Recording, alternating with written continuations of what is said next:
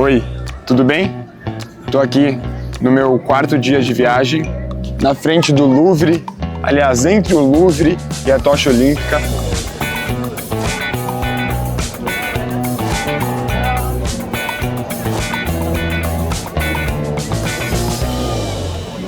E vou contar para vocês sobre o dia de ontem, porque ontem foi o dia mais cheio de coisa que eu tive e o dia mais legal até agora.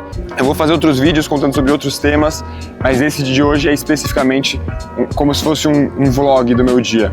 Ontem eu já sabia que à noite eu teria que ajudar na produção de um vídeo do Paulo Vita, junto com o Láctea e com o Matheus Costa e com a Marwa. A produtora do Paulo Vita entrou em contato comigo, a gente se conhece, eu falei que eu ia estar aqui em Paris e estaria disposto a fazer uns freelas. Ela entrou em contato comigo porque ela precisaria de alguém com câmera, com microfone, etc, para ajudar. Mas antes de tudo isso, eu tinha a final da Raíssa para ir. Eu fui para a Praça da Concórdia bem cedo, porque eu estava com todos os meus equipamentos, microfone, câmera, tudo que eu ia precisar para a gravação de ontem à noite. E aí eu fui lá cedo porque eu queria saber se daria para entrar com todos esses equipamentos no estádio. E para ir lá, eu vi pela primeira vez uma movimentação grande de torcida. Até ontem eu não tinha visto muito isso. Pelas ruas, em lugares que não está tendo Olimpíadas ou que não é um lugar que tem algo relacionado com esporte ou com Olimpíadas, as ruas não estão tão cheias assim. O que está cheio é em volta de estádio, aqui na Tocha Olímpica, entre o Louvre e a Tocha Olímpica, porque também é um lugar representativo das Olimpíadas, mas o resto, inclusive a região que eu tô ficando, tá muito tranquilo assim. Eu passei no sábado pela região do Marais, que fica o Pompidou, que fica perto ali de Notre Dame e tal, vazio, parecia que estava mais vazio do que de costume. Não sei se as pessoas estão muito acumuladas em alguns lugares específicos e outros lugares estão ficando menos populosos. Fui e lá eu queria gravar uns vídeos. E aí eu vi dois repórteres da NBC conversando. Aí eu falei, eles são os caras bons para gravar um vídeo, porque já são jornalistas, vão entender que eu quero gravar um vídeo com eles e tal. Fui conversar com eles, era um homem e uma mulher.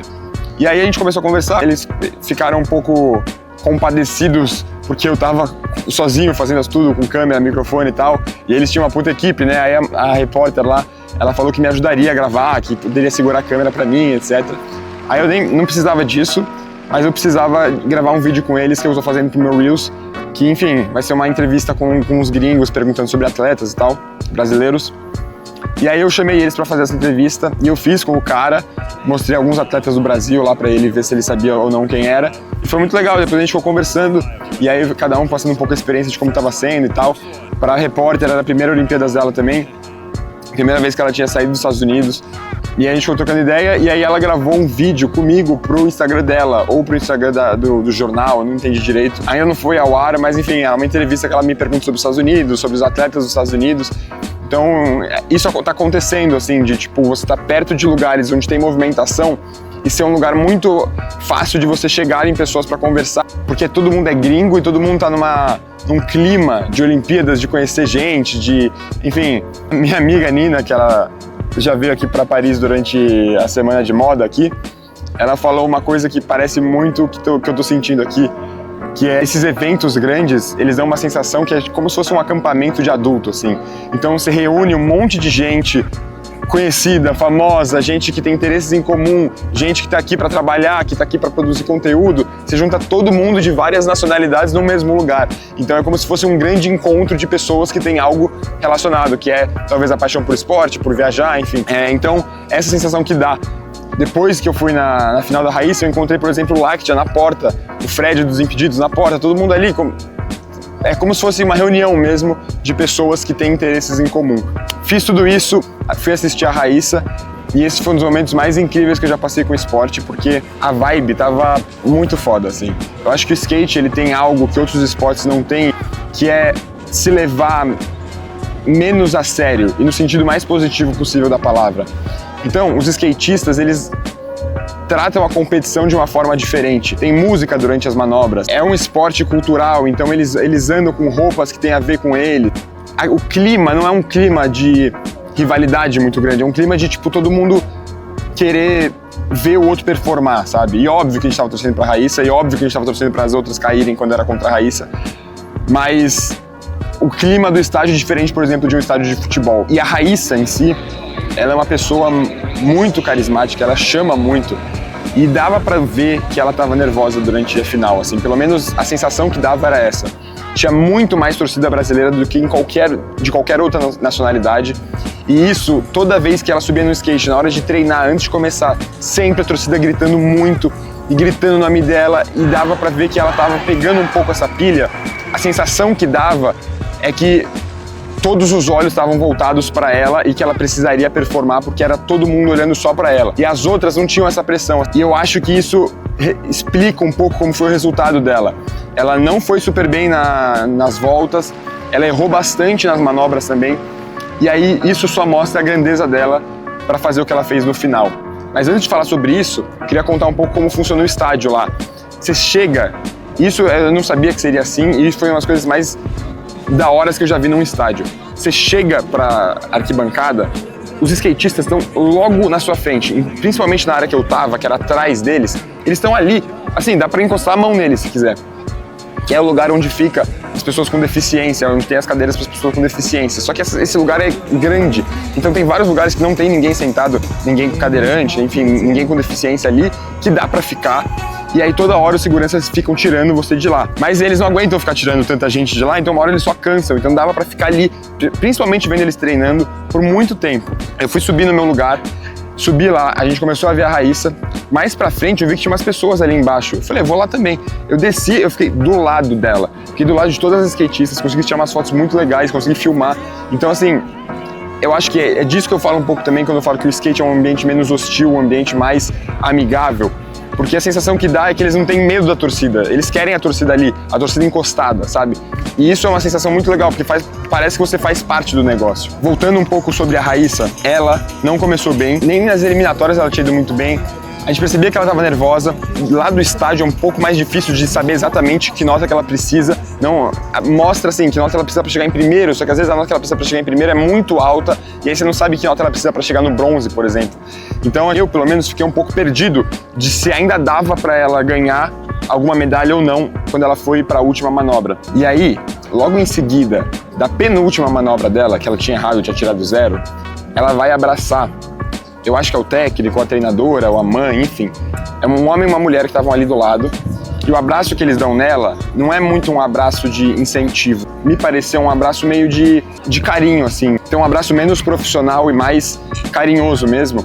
E nesse momento, eu achei que já não dava mais pra ela. Eu achei que já tinha acabado as possibilidades dela de conseguir medalha, porque parecia meio um abraço de consolo, sabe? E aí ela foi fazer a última manobra. Ao mesmo tempo, eu não tinha certeza se não dava ainda pra ela conseguir medalha. Eu falei, vamos torcer como se desse. E aí, ela tensa. A torcida ficou mais quieta também, porque ela estava se preparando para fazer, era a última manobra. Antes de fazer a última manobra, ela vira e faz assim, ó, e chama todo mundo começa a gritar pra caralho assim. Então, aquele negócio que eu achei que era o que estava reprimindo ela, que era justamente a torcida tá gritando muito e tá colocando essa expectativa nela, na hora da decisão, foi exatamente isso que ela quis. E eu acho que isso que mostra quem ela é, assim, mostra a grandeza dela. Os grandes no esporte, eles crescem no momento que precisa, e ela cresce muito no momento que precisa. Não só na execução da manobra, mas também em personalidade, sabe? A história que ela cria, dela chamando a torcida inteira do Brasil levantando, gritando pra ela, e ela vai lá e dá a manobra e tira uma puta nota.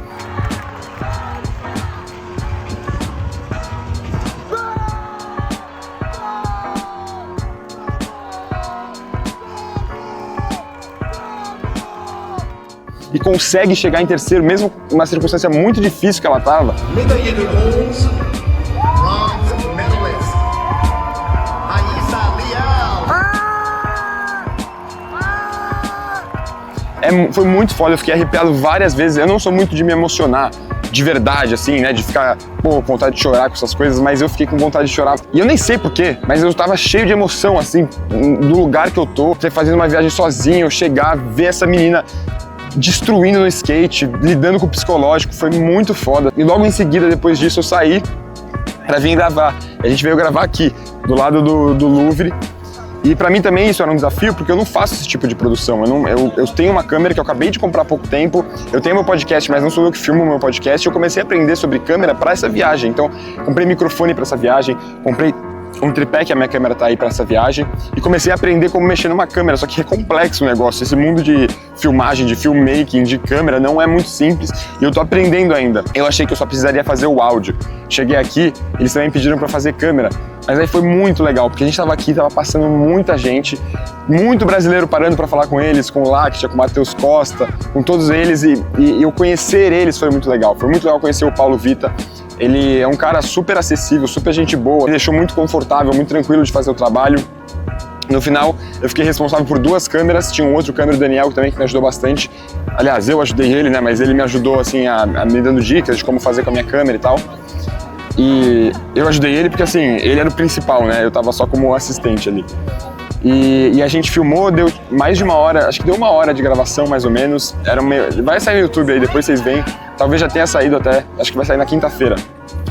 E aí terminou, a gente conversou, aí apareceu o pai do Matheus Costa aí também. E aí logo que terminou, já tava meio num pôr do sol assim, e pôr do sol aqui tá sendo 9h30, 10 da noite.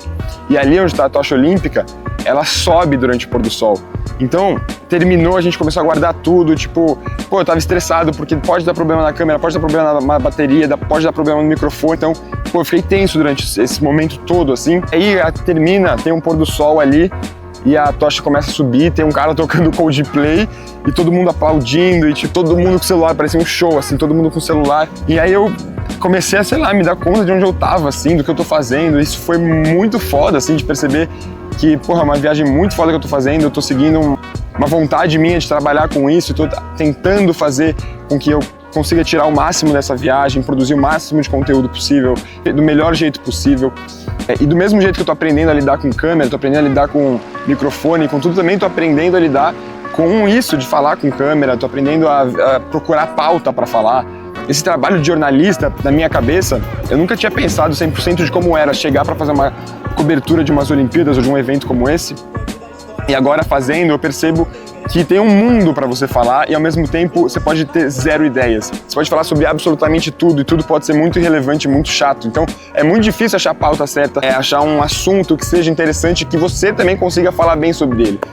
Então tudo isso assim está sendo uma experiência muito incrível. Já no 3º dia eu já consegui conhecer uma galera que eu assisto muito, o Lactia, o Paulo, eu assisto o Paulo no Desimpedidos, sei lá, desde 2016, não sei quando ele entrou lá. Eu assisto desde o momento que ele entrou, sabe? Então, agora trabalhando com ele é muito foda e eu tô muito feliz, assim, tô muito animado, tô muito grato, assim, mesmo pelo privilégio de estar aqui. Um tempo ansioso, assim, né, sem saber exatamente o que vai ser, o que eu vou conseguir fazer, o que vai ser legal, que vídeos que eu vou fazer que vão bem, que não vão bem, enfim. E aí, também as oportunidades que isso podem me gerar, eu tenho um monte de coisa na minha cabeça e, além de tudo isso, eu ainda tenho os jogos em si, aproveitar mesmo os jogos, sabe? Parar de pensar um pouco no conteúdo, porque às vezes, durante os jogos, eu fico meio louco, assim, eu falo, pô, eu tenho que filmar isso, tenho que filmar aquilo, e às vezes esqueço de ver o próprio jogo que tá acontecendo, sabe? Aproveitar o momento, porque o momento não volta, então às vezes é melhor parar de ligar a câmera e ficar, porque entra numa noia, assim. Também queria agradecer muito você que está assistindo, que, pô, eu tô recebendo muito apoio, muita gente mandando mensagem, muita gente muito feliz por mim de estar aqui, e eu sei que eu tenho um privilégio muito grande de poder estar aqui, e por isso também eu tô tentando trazer um conteúdo muito legal, e eu tô fazendo o meu máximo para que eu possa compartilhar isso com você, porque é um lugar incrível, é uma viagem incrível, e quanto mais eu conseguir compartilhar, mais legal vai ser e mais gente pode acompanhar e vivenciar um pouco disso comigo. Muito obrigado a todo mundo, a gente se vê no próximo vídeo, no Instagram, no @BackstagePodcast. Pô, vocês já sabem, nem vou falar o arroba aqui, mas se inscrevam aí, curta todo mundo aí. O sol tá caindo, daqui a pouco a tocha olímpica vai subir. Muito obrigado a todo mundo, um beijo.